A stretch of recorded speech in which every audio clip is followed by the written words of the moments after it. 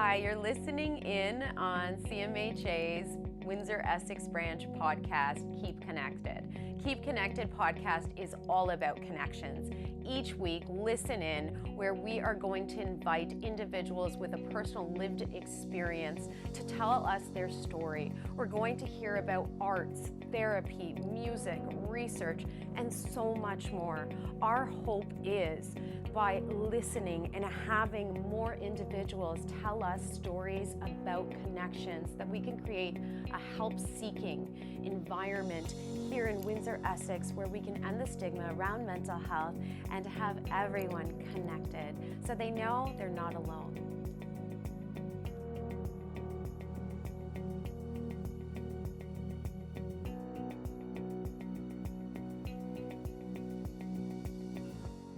Ewelina, we are in the studio.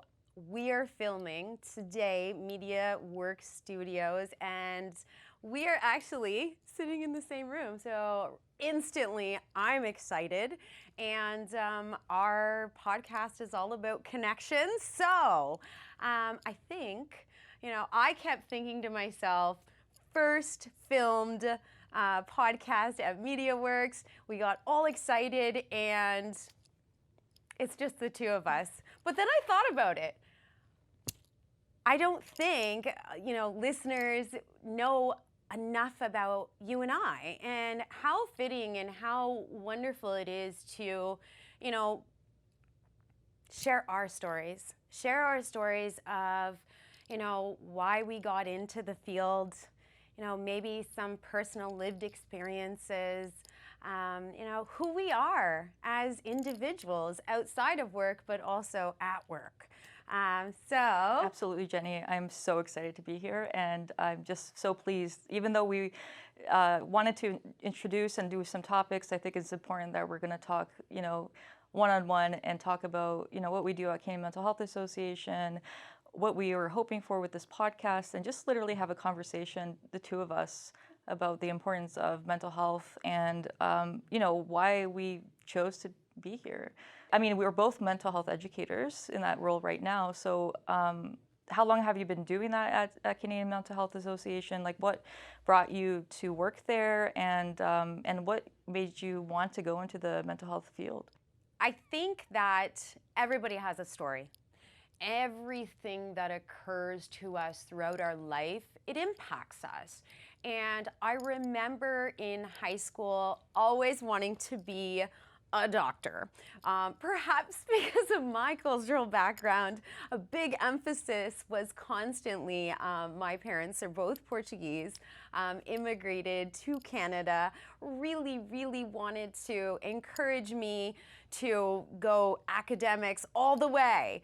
Well, long story short, I'm not the best at math. I tried my hardest, but life happens, and so many, I like to call hiccups. Those curveballs that life throws your way? Well, I had a couple, and those curveballs were major life events that at such a young age, at 19, it really caused me to think, how can I help others? It was hard. It was a hard thing to cope with, and then let's surprise Jenny with some unexplained panic attacks and anxiety coming out of nowhere. And all of a sudden, my fascination came to, I want to find out what's wrong with me, but maybe I can help someone else. Mm-hmm. And Jenny, so what did you, at 19, were you already in school, or were you? Yeah. So you were already in the university? I was at the university. I had, my major was biological sciences. Okay. I was not doing well in the program for various reasons, and I remember taking a psych course, and it was almost like, I'll never forget it, Psych 101. It explained so much to me in context that it was like a light bulb. It was like, oh my goodness, I know why this happened, and I know what to do, or I know what I can do. Because remember, I'm probably going to date myself, but 1999, I had never heard, and please, listeners, don't don't make fun of me, but I promise you, I never heard the word anxiety, panic attack, mental health. You didn't hear that word. It was strictly mental illness. And when somebody at such a young age starts to experience anxiety, panic, you know, various emotions, you're just trying to figure out what it all means, how to make sense of it. Yeah, or even having a name to call it, right? It's because a lot of people, I find, just speaking with people, especially young people, they are experiencing things like that or experiencing something, and they feel like they're the only person in the world experiencing that emotion or that experience of stress and not knowing what to do and not knowing what direction to take and lacking direction. And I think it's such a common experience at that age, or even when people talk about like a quarter life crisis or that, you know, that early 20s where it's like by high school, sometimes we're expected to know exactly what field we want to get into, but a lot of us don't know. And having that fear of failure and not maybe having a name to call what's happening, and then lacking feelings of resiliency and lacking the ability to like be feeling confident enough to get through or feel like you can get through things. So it's like such a shared experience. I find what you're saying. I've had a very similar experience, but mine came after I did my undergrad. Oh, so it was all good undergrad. Yeah, and undergrad was fine. Well, my life event was I ended an 8-year or 7-year relationship at that point at the end of my undergrad. So through high school, university. I felt like pretty resilient. I felt like I could deal with things pretty easily. I had a lot of supports. And yeah, culturally, my family's Polish. So also with the whole mental health, that's a bit of a foreign concept as well. Mm-hmm. So I think we share that kind of idea that, you know, there weren't certain words that you would use for like, you know, maybe, why are you sad? You know, it's not like you're not actually experiencing, you know, maybe you're experiencing a depressive episode, but like, what is a depressive episode if you're a teenager or you're in your early 20s? Like, we don't recognize those things. Or a life event that's difficult, but it's like, you know, if you're told like, you know, you'll get over it, it'll be fine, but not validating or normalizing the fact that it is difficult, and what is trauma or is difficult to me may not be trauma or difficult to someone else, but it's important to just say like, I hear you, that must be hard, you know? But I didn't really get that at that time.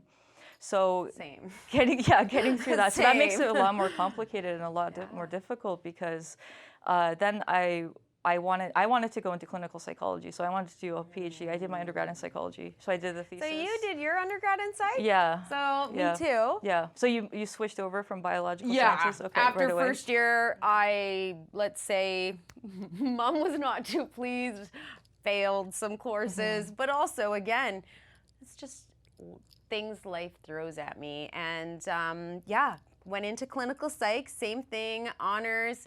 And what made you go from clinical psych to go apply to do your master's in social work? So the life event like happened at the end of my undergrad. I took an extra year to do the thesis, and I could barely do the thesis. Like, that was difficult enough for me at that time.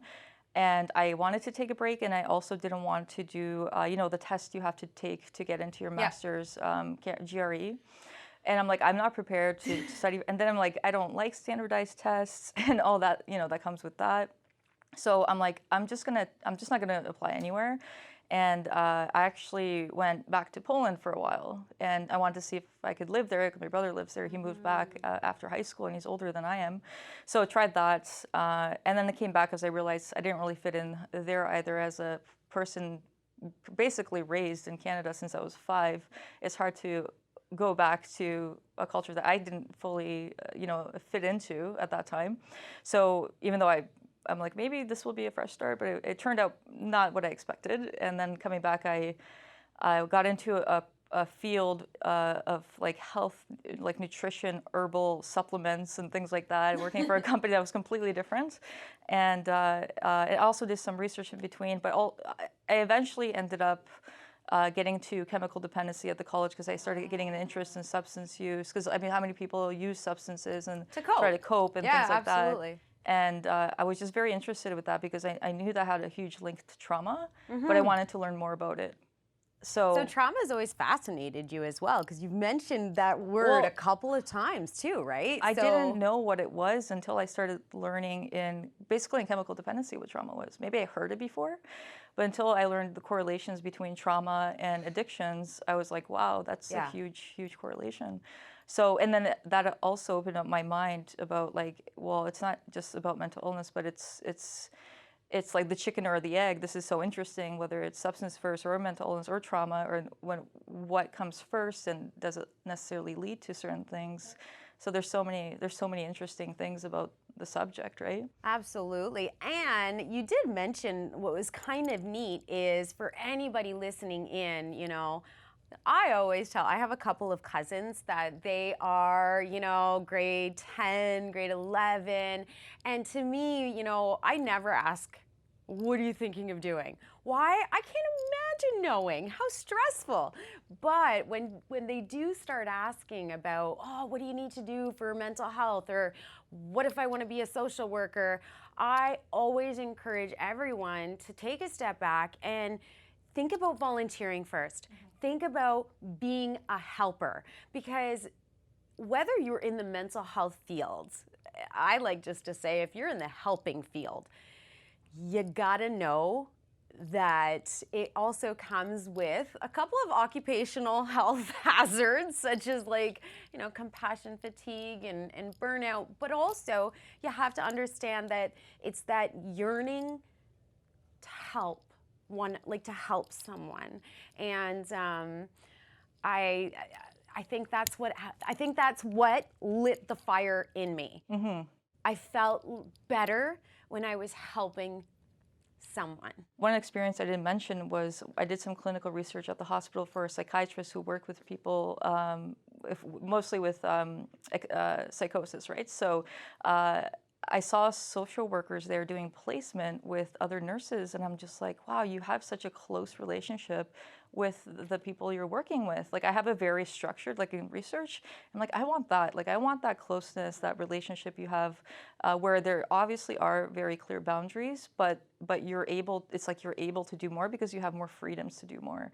So that's what got my wheel spinning about social work, and that's why I wanted to, do a master's in social work, because I'm like, I want to have the privilege and the ability and the training to be able to do that, you know? That's amazing. Yeah. I, like I said, obviously, I did not do well first year and did my psych, so I ended up with the honors. The GRE, yes ma'am, did not do so well. So you know what? I remember having like a, you know, the crisis, like, Mom, I failed it. I'm not going to get into grad school because that's what I wanted to do, clinical psychology. Yeah, I have the same experience when I'm like, I don't even want to take the GRE. I'm like, what am I going to do now? Yeah. And my whole plan was to do a PhD in clinical psychology. And when that wasn't like happening, I'm like, or I didn't think I wanted to research that much anymore. That was like a very difficult thing. It is. You know? It really is. Trying to find your place and to really get to know yourself and gain that awareness to be okay walking away. And I'm not saying quitting, because still to this day, 20 years later, one day I will do a master's. And I say that because that's my own personal goal. But I honestly, Ewelina, I was so fortunate, finished, and I saw CMHA in Chatham was hiring workers that could man the community housing at the time. So that was like, what, 17 years ago? Wow, I'm really dating myself, aren't I? So, long story short, I told my mom, I'm going to apply, and if I get in, this will just be a trial to see if I like helping. And guess what? 17 years later. 17 years later, I'm still with the organization, CMHA, but I transferred to Windsor. And I'm a mental health educator, now talking, advocating, and really hoping, like with you, my colleague, I think what our biggest thing is we want to create a culture where people feel safe to seek help. where we can get rid of the stigma, where we can educate, inform people about trauma and things that might be happening with someone that you don't even know. So I think that's where that fire and that passion comes with me, because you only need to help once to feel it was like so worthwhile and such a fulfilling experience.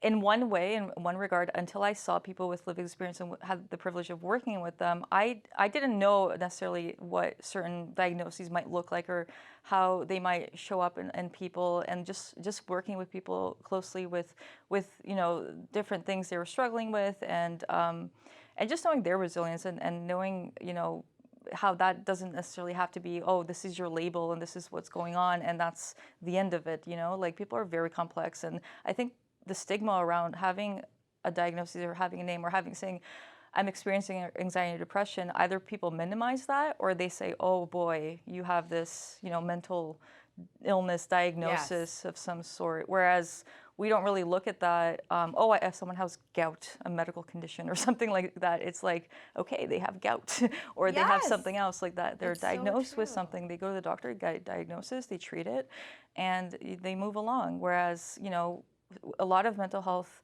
illnesses that are diagnosed can be treated, and I think just people are afraid to open up about their struggles because they're worried that they don't know what's going to happen next. Yep, I agree. You and know?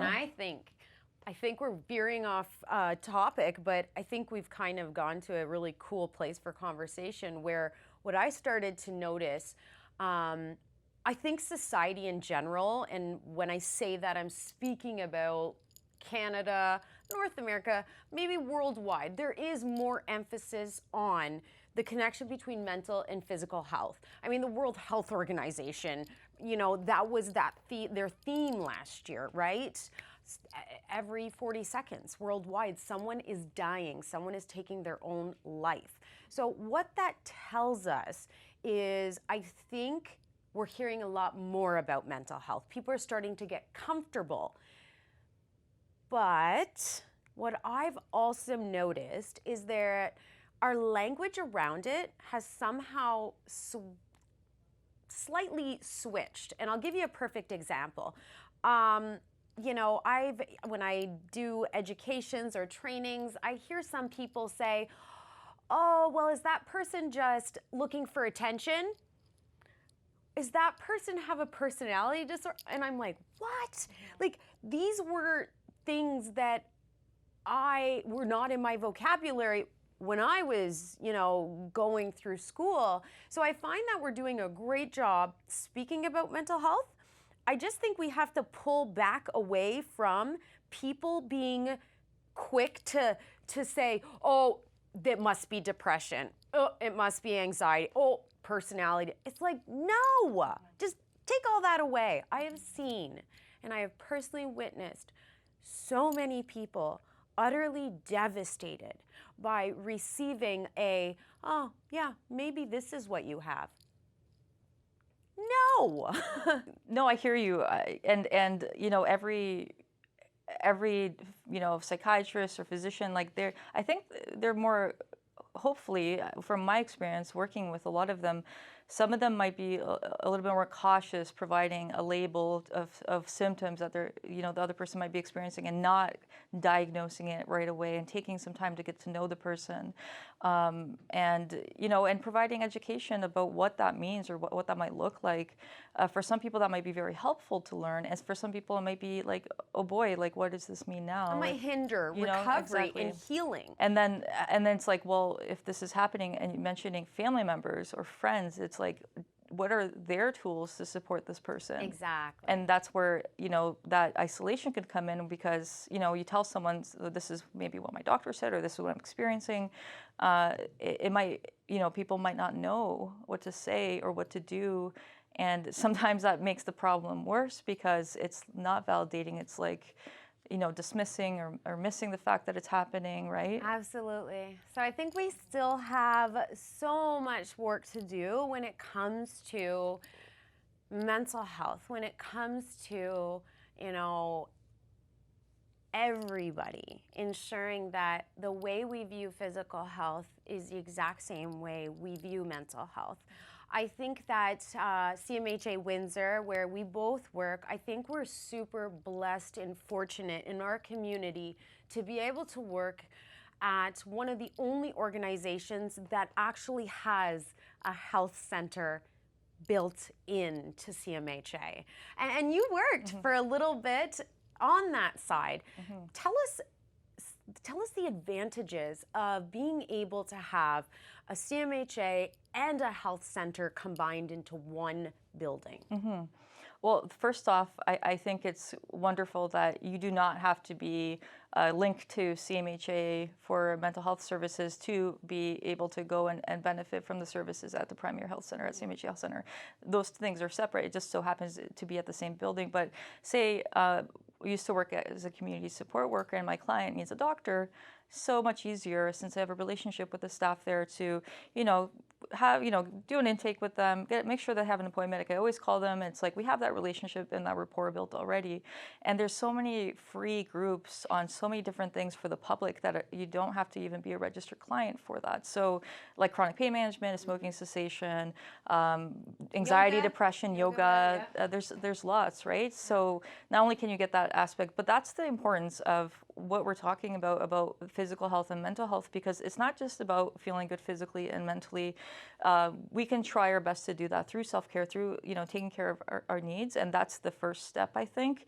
But also they're also acknowledging the fact that social determinants of health include income, include housing, include so many things that are all aspects that will contribute to well-being, and they do take that full picture of that person and what they're experiencing and try to address those things. And it's not like it's very they understand how it's not just the person, and a lot of people take fault if they feel like they're struggling with something, or with finances, or the fact with their mental health. A lot of people like beat themselves up about it and have low confidence and feel responsible, whereas there it's like, we understand what's happening. A lot of these things are out of your control. So what can we do to build you up, empower you, to ensure that you have the best arsenal to be able to deal with some of these things that, and help you get to the point where you want to. And understanding that recovery is not a 1 to 2 day process. Recovery can take months, it could take years. Or it's a lifelong. And it's a lifelong process for a lot of people. And recovery just means that you're working towards, a well-being that is like a quality of life that is something that you're kind of happy with, and that means something else for everyone. I agree. I think that, when I view what does positive mental health mean to me, it means whatever I want it to mean in this day. I'm human. I always tell people, and I feel like a broken record every time, but what I have learned in the 17 years working at CMHA is you are your own world's expert. When it comes to your mental health, when I would help people and I, was working with individuals, whether it was severe mental illness or moderate or mild, I don't care, it doesn't matter, because really, a diagnosis doesn't mean anything to me. All I wanted was to hear that person's story. And when you hear someone's story, I promise you, you will hear the intrinsic resiliency. You can pull things from someone. And they're the person that's going to be navigating the boat. You're just in the back saying, okay, this is an iceberg, speed bump, watch. I can't be the one navigating someone else's boat. Recovery and healing, it is a personal journey. And that to me is what mental health means. It means whatever you feel in that moment to create balance. So that's about meeting the person where they're at, and that's why when I learned about addiction, that's kind of with harm reduction or with goal setting and what we do for mental health services, and we have so many specialized services at CMHA that address specific needs, in a timely fashion. So because everyone is very, very unique and very different, so meeting someone where they're at, it is that appropriate referral with that worker that will be able to kind of provide some direction, because we could provide direction sometimes, but if they're not ready. If a person's not ready to take that leap or make that change or even take a little step, they won't. And it's like they have to feel empowered. They have to feel confident and they have to have trust. And that takes time to build, right? We don't take that for granted, right? Like we take that very seriously. And it's like, you know, and it's ebbs and flows. You know, recovery, sometimes it's, you know, a person's doing great and they feel really good. And then maybe a life event or maybe whatever, just, you know, yeah, exactly. Exactly, it could be, yeah. It could be a lot of anything, exactly. For any of you listeners that are listening in right now, I think my biggest tip that I often tell people, you know, because people always say, you know, okay, what's the one coping strategy? And I always look at the person and I say, what's your favorite thing to do? And they just kind of look at me like, huh? You're the educator. Why aren't you telling me something useful? And again, you are your own world's expert. I want to learn something that maybe you do, right? So mental health and advocacy is really about trying to build, sometimes I think intrinsic resiliency, we all have it. And maybe sometimes we just have to nudge it out of people because they don't realize it's there. So if you have someone that you're concerned about, if you think, how do I start this conversation? What can I say? I always tell people, why don't you just ask the person, what can I do to help you? I see that you're having a rough go right now. Exactly, and if they don't, they might not know what they need. So asking them, help me understand, please tell me what's going on. Like, what are you thinking about? Are you sleeping okay? Are you eating okay? You know, do you want to take a walk or do simple things just to be there with that person and have those conversations in ways, maybe it doesn't have to be around the kitchen table, maybe in ways that, you know, are less threatening and less, you know, it feels challenging. But you're absolutely right. I mean, psychosocial assessments are not someone sitting down who's seen as an expert and telling the other person what they need to do. It's about asking questions. And that's what a lot of people don't realize. I think sometimes people don't realize that that's a lot of what we do. We learn so much about a person, and then we use those strengths, so we use what they tell us and help navigate. That's the whole client-centered approach, right? So it's like, it's very, very different than I think a lot of people imagine it to be. Absolutely, and I think that that's why we were drawn to, you know, even naming the podcast, Keep Connected. What the connection meant to us is connections. Whether we're hearing someone's personal lived experience, whether we are learning something, whether we are connecting to people in our community, to our peers, we know, us human beings, we thrive on connections. And as of late, because of COVID, we've noticed those connections, like, we're yearning for them. So we just thought, how cool is it to really focus on the need for connections? And it doesn't need to be human connection. What if that connection for someone is music, is art, is mindfulness, whatever it is? And that is probably the biggest tip I always tell people. You got to get to know yourself, you know, and, you know, for those of you that might be struggling, you know, with racing thoughts, worrying thoughts, feeling overwhelmed or stressed, do me a favor, take a breath and just breathe.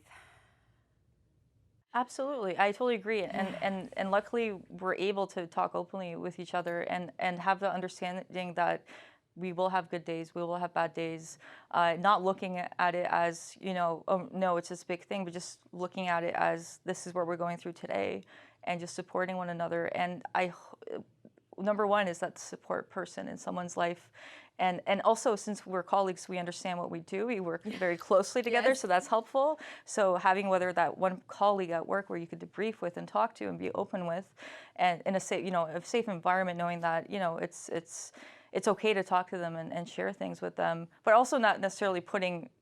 It's hard because sometimes people personalize or internalize information, so you have to be aware of that, and you have to ensure the other person is okay to talk about things too, right? So we are very aware, obviously, because of our professions. I think it's because of our professions, exactly. Yeah, but that one support person, like they're, talking about statistics of, even suicide and things like that. One person in someone's life, especially youth, that they can, let's say, in terms of LGBTQ, come out to, be honest with, where if other people don't support them or they can't speak with anyone else, that is a huge, impactful thing that can keep that person alive, just having that one person they can openly and honestly talk to. That was an amazing study. So it reduced suicide by 40% for just a person having one support. That's huge. Which is all about connections. Exactly. We thrive on support, connections, compassion, empathy. So Ewelina and I keep talking about, strategies such as get to know yourself, compassion to yourself, compassion to others, but also the last thing is find that person, find a support. So let's say, you're listening in and you are thinking, well, I don't have that person. What important numbers do you and I constantly speak about in terms of accessing services? Yeah, and it doesn't have to be like a formal support, but we're going to talk about those formal supports. It could be honestly, even if someone in your community or church, your cultural background, a group you're part of, it could be anywhere. It doesn't have to be a formal support, but some of the formal supports, if you do have no one, as Jenny mentioned, or you feel like you don't, or you don't want to talk to someone in your circle or in your life, and you want to get that other opinion from someone else, which is also very, very useful, and I think that's very helpful for direction and things like that, is the Community Crisis Center. So that's one of the numbers, and also at CMHA, we've opened up, crisis or urgent care clinic for. If you're not a client at CMHA, you feel like you're having an urgent care issue with mental health, it's not like you have to go to the ER, but you want to get connected with services. You can walk in during our business hours to 1400 Windsor Avenue and see someone right away, and there's a whole team of people. Whether it's addictions related or mental health related, you could be seen and talk to someone and get connected with services. And then there's also, and what has been in the community and through Hotel de Grace Hospital and Canadian Mental Health Association, and where the Community Crisis Center is now located, is at 744 Let at the Transitional Stability Center, which the Crisis and Mental Wellness Center, Yes. So calling crisis or walking in there during their business hours, which actually are longer, it's 8 a.m. to 8 p.m., 7 days a week. You could walk in and either see a crisis worker or see a crisis worker and then get connected with services with someone else. And that could be also a social determinant issue. It doesn't necessarily have to be an issue related to only mental health, but say you know someone that is having trouble figuring out where to access food, having shelter, anything like that, they could always go there. So Jenny, coming up, we're gonna hopefully have this on a regular basis. I'm not sure in what intervals we're gonna be releasing episodes, but as soon as we know, we're gonna be sharing with our audience. And I encourage anyone who wants to watch any of our previous webinars on different topics. They are posted on our YouTube channel, CMHA-WECB. Please follow us on Facebook, Twitter, Instagram. We update all our events on there, all our trainings that come up for suicide intervention skills and any other trainings, Safe Talk. There's so many things we can offer. Right now we're doing a lot of them remotely and online virtually. We're doing Living Life to the Full. There's just so many. I would encourage you all to check out the website, and we're looking forward to have some very inspiring and interesting guests on our show moving forward. Yes. So please keep tuning in. We are going to have all of our new episodes are going to be produced here at Media Work Studios in Windsor, Ontario, YQG. And again, thank you for watching. Thank you for listening. Please comment. And if you're interested in being a guest on our show, please reach out to us. Please email us. Yes.